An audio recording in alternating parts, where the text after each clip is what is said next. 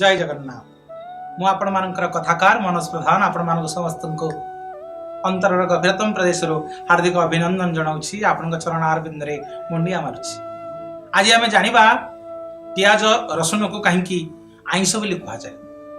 ये पियाज रसुण उत्पत्ति कोठु हैला, कहीं ये पियाज आ रसुण गछ देखा गोटे प्रकार ये अनेक प्रकार प्रश्न मन में आसे।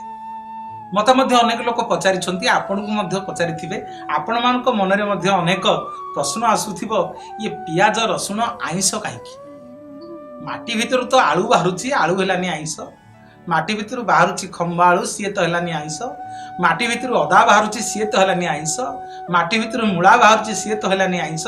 जदि ए सब जिनिस आइंस नुह ताहले ये माटी तळु जात होउथिबा ये मूर्तिकार जो सस्य पियाज और रसुण को कहीं आमे माने आमिष बोली कहूचे।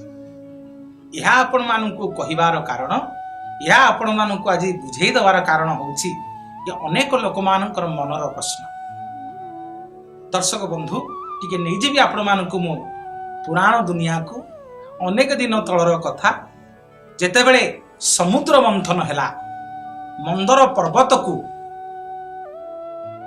गोटे मझिरे रखागला एवं बासुकी नाग को जेतेबेले रजू करागला गोटे पटे देवता माने एवं गोटे पटे असुर माने समुद्र को मंथन कले। महाप्रभु कच्छप अवतार नेले। कच्छप अवतार रे महाप्रभु पिठी उपरे मंदर पर्वत को मेढ़ी करी रखागला।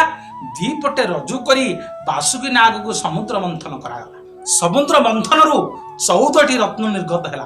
प्रथमे निर्गत हैला विष एवं तापर निर्गत हैला अमृत। जेतेबेले अमृत निर्गत हैला विष निर्गत कथा आपण माने जानती। ये विष को शंकर भगवान पान कले जहाँकर ना नीलकंठेश्वर बोली हैला। एवं जेतेबेले अमृत बाहरिला सब देवता माने और असुर मानक भितरे भीषण युद्ध लागिला।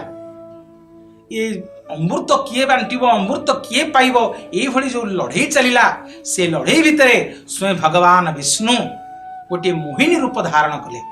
एवं ये मोहिनी रूप धारण करने फल भगवान विष्णु सर्वप्रथमे कौन कले ना मोहिनी अति सुंदर रूप को देखी असुर माने विमोहित हो गले। किंतु सर्वप्रथम ये अमृतर भांड को धरी सब देवता मान को बांटिबा को लागिले। ये विष्णु रूपी मोहिनी सब देवता मान को अधिक अधिक अधिक अधिक दे दे चलिले।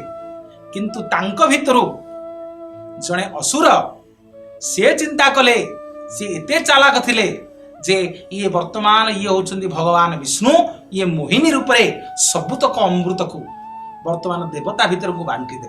तेणु से कौन कले लुचि लुचि जाई देवता मानक गहन रे छद्म वेश धरी एक देवता रूप रे हाथ बढ़े देले। हाथ बढ़े दा फल रे आउ विष्णु मोहिनी विष्णु ताहा न जानी पारी से अमृत को से असुर को दान कर दिले।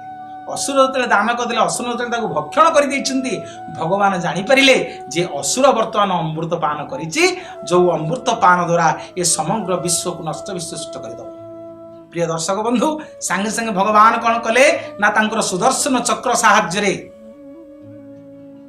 एते जोरे सुदर्शन चक्र को छाड़िले से असुर पछ पछे पछे पछे जाई तार बेक को छेदन करदेला। जहा फल से दुईटी जेहेतु बेकरे बा कंठरे से अमृत पान करिथिला ता अमृत ता मुंड अंशटा वंचित रहिला एवं तार गंडी अंश मध्य वंचित रहिला। जहार ना राहु हैला आ जनकर ना केतु हैला। ए जो राहु और केतु नामक दु जन असुर सृष्टि हेले जेतेबेले सुदर्शन चक्र रे से असुरर बेक को काटी देले। से असुर मानक बेकरू जो रक्त दी बुंदा तले पड़ीगला जनक ना हैला पियाज एवं एपटे जो गंडी थिला जो असुरर से गंडी जो रक्त बाहरिला जनक ना हैला रसुण। से देवता माने जिते जानिले ये दुई बुंदा रक्तरू ये असुर जातीय जोड़िए फल असुर जातीय जोड़िए शस्य सृष्टि होती। आपण माने एबे देखिबे पियाज रसुण गछ देखा प्राय एक प्रकार, कारण ये गोटे असुरर दुईटी रक्तबिंदु सृष्टि होती। जेहेतु ये आसुरिक रक्तरू सृष्टि होती से देवता माने साधु सन्थ माने वैष्णव माने पियाज रसुण को कौन मंदिर तथा यज्ञ कौन मांगलिक कार्यक्रम ये पियाज रसुण को भर्ती कर दियंती नहीं। तेणु ये पियाज रसुण से दिन ठारू आमिष नाम रे परिचित होइछि। जेहेतु आमे माने समस्ते भारतीय, जेहेतु आमे माने समस्ते वैष्णव, जेहेतु आमे माने समस्ते सनातनी, तेणु भगवानंकर ये जो विचित्र सृष्टि, ये जो असुर मानक रक्तरु ये आसुरिक फल दुईटी सृष्टि होइछि, जहा पियाज और रसुन ताकू सेही दिन ठारू आम जाति आमिष वाली घोषणा करिछि। तेणु से मु आज आपण मानकु प्रमाण देली, पियाज और रसुन को आम जाति आइंस बोली ग्रहण करे। ताहा आइंस ताहा कौनसी मांगलिक कार्य, ताहा कौनसी देव अनुष्ठान, ताहा कौनसी मंदिर भितरे प्रवेश करा जाए नहीं बा उषा उपास रे ताकू ग्रहण करा जाए नहीं, कारण यह आसुरिक आमिष असुर प्रवृत्तिर फल। जय जगन्नाथ। ये भली सुंदर सुंदर कथा शुणिबे सबुदिन आम चैनल को सब्सक्राइब करंतु, लाइक करंतु, शेयर करंतु। जय जगन्नाथ, जय जगन्नाथ, जय जगन्नाथ।